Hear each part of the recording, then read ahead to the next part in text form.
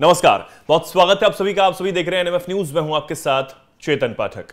Yahya Sinwar को Israel ने मौत के घाट उतारा, एक खतरनाक मौत उसे दी और उसकी तस्वीरें जो हैं वो सोशल मीडिया पर खूब तैर रही हैं, खूब वायरल हो रही हैं। तमाम तरह की प्रतिक्रियाएं सामने आ रही हैं। एक तरफ अमेरिका जो है वो गदगद है, बेहद खुश है। इजराइल के अंदर जो नागरिक हैं वो जश्न मना रहे हैं कि 7 अक्टूबर 2023 का जो बदला है वो इजराइल ने अब पूरी तरीके से ले लिया है, क्योंकि याह्या सिनवार जो कि हमास का चीफ था वो ही मास्टरमाइंड माना जाता रहा कि उसने 7 अक्टूबर 2023 को इजराइल को एक ऐसा जख्म दिया जो कभी भर नहीं पाएगा। लेकिन इजराइल उसे याद रखकर लगातार आगे बढ़ रहा है और हमास जैसे जो लड़ाके हैं, हमास जैसे संगठन हैं, चाहे वो हिजबुल्लाह हो, हूती विद्रोही हो, तमाम जो प्रॉक्सीज ईरान के माने जाते हैं, उनको एक एक कर ठिकाना लगाता हुआ नजर आ रहा है। और याह्या सिनवार को अब मारने के बाद इजराइल का जो कॉन्फिडेंस है वो कहीं ना कहीं 7वें आसमान पर पहुंच चुका है। लेकिन अब जिस तरीके से हमने आपको बताया था कि ईरान की तरफ से प्रतिक्रियाएं तो आनी थी, आ भी गई।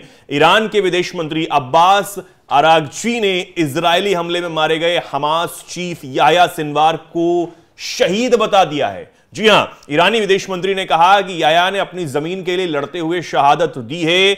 वो हमेशा फिलिस्तीनियों के दिलों में यूं ही जिंदा रहेंगे और आने वाली पीढ़ियों को इजराइल के खिलाफ इस लड़ाई को लड़ने के लिए उनकी ये तस्वीरें, आखिरी लम्हों की तस्वीरें जो हैं वो प्रेरित करती रहेंगी। साथ ही उन्होंने सोशल मीडिया प्लेटफॉर्म एक्स पर एक पोस्ट किया है और इस पोस्ट में क्या लिखा है ये भी आप जानिए। उन्होंने कहा कि याह्या सिनवार को कभी भी मौत का डर नहीं था। उन्होंने हमेशा ही गाजा में शहादत की मांग की थी।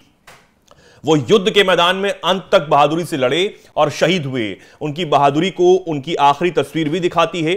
याह्या का आखिर तक लड़ने का जज्बा दिखाता है कि जो उनकी फोटो है वो कितने लोगों को आने वाले समय में प्रेरित करेगी, जो कि लड़ रहे हैं, जो लड़ाके हैं, उनके लिए प्रेरणा का स्रोत वो तस्वीर है। साथ ही उन्होंने तस्वीर भी शेयर करते हुए ईरान के मंत्री जो हैं उन्होंने लिखा कि हम और दुनिया भर के अनगिनत लोग फिलिस्तीनी लोगों की मुक्ति के लिए याह्या के निस्वार्थ संघर्ष को हमेशा सलाम करते हैं। शहीद कभी नहीं मरते, याह्या भी हमेशा हमारे दिलों में यूं ही जिंदा रहेंगे। फिलिस्तीन और इजरायली कब्जे से मुक्त कराने की वजह अब पहले से कहीं और ज्यादा मजबूत हो गई है। ये लड़ाई अब और ज्यादा मजबूत होगी। ये लड़ाई रुकने वाली अब नहीं है। यानी कि ईरान की तरफ से जिस तरीके से कहा गया कि गाजा पर जो कब्जा है वो इसी तरीके से हमास का रहेगा, हम हमास का समर्थन जो है वो करते रहेंगे।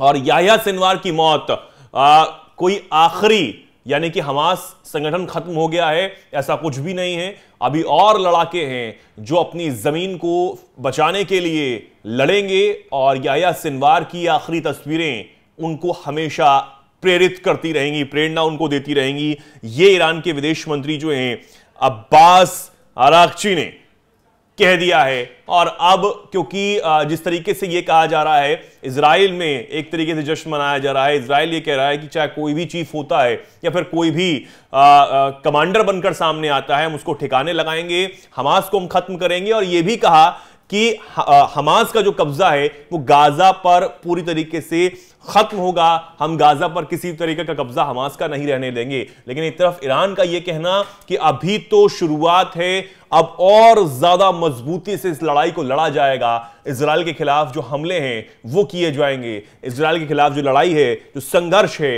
वो ऐसे ही जारी रहेगा। और याह्या सिनवार की मौत, उनकी जो शहादत है वो बर्बाद नहीं जाने दी जाएगी, क्योंकि अब और लड़ाके सामने आएंगे और उनकी तस्वीरें जो हैं वो लगातार प्रेरित करती रहेंगी ऐसे लड़ाकों को।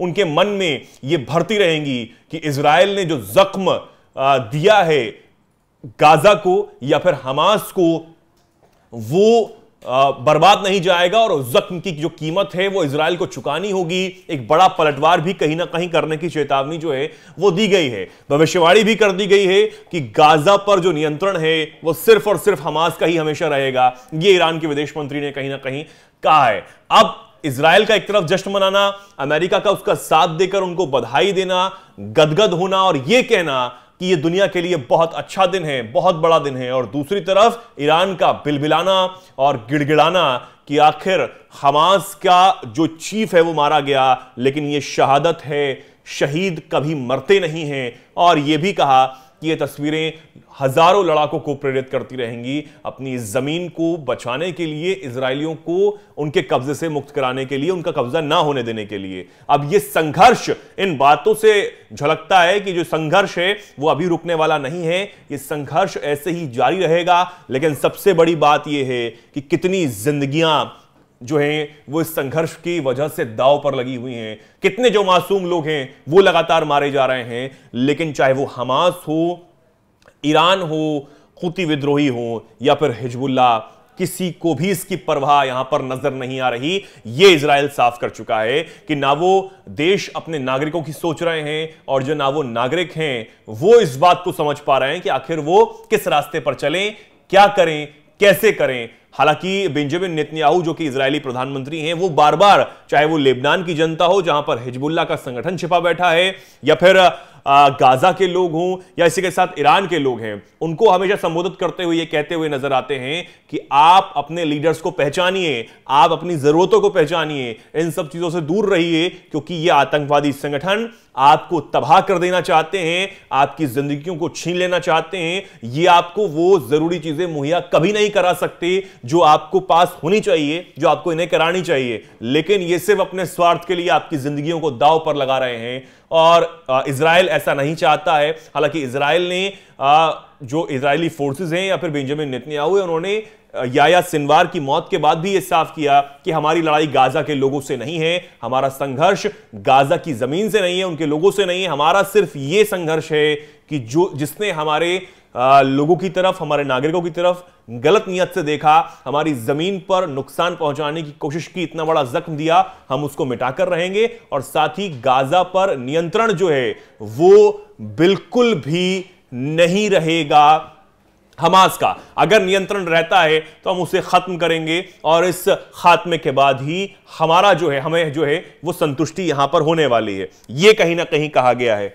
और इसके बाद अब जिस तरीके से याह्या सिनवार की मौत के बाद इजराइल जो है वो बूस्टअप हो चुका है, और बूस्टअप होने के बाद जिस तरीके से अमेरिका भी उसका साथ दे रहा है, अमेरिका भी समर्थन दे रहा है, तो यह तो साफ है कि इजराइल एक खूंखार शेर की तरह, जख्मी शेर की तरह मिडिल ईस्ट में तबाही मचाने के लिए अभी भी तैयार है। और ईरान चाहे वो खिसियाए बैठा हो, लेकिन कहीं ना कहीं पलटवार वो एक बार कर सकता है, एक बार कुछ ना कुछ जो है इजराइल के लिए रणनीति तैयार कर सकता है। यह भी कहीं ना कहीं अब झलकता हुआ नजर आता है, समझ आता है, यह भी कहीं ना कहीं अब साफ होता हुआ नजर आता है। लेकिन सबसे बड़ी बात है कि यह संघर्ष जो है अब कितना आगे चलेगा, गाजा में क्या नियंत्रण हमास का अब रहेगा, नहीं रहेगा, हमास का नामो निशान मिट पाएगा, नहीं मिट पाएगा, यह सबसे बड़ी बात हो पाती है और यह सोचने वाली बात है। फिलहाल आप क्या कुछ कहना चाहते हैं इस खबर पर? कमेंट सेक्शन आपके लिए खुला हुआ है, कमेंट सेक्शन में आप जरूर बताएं और देखते रहें एनएमएफ न्यूज। नमस्कार।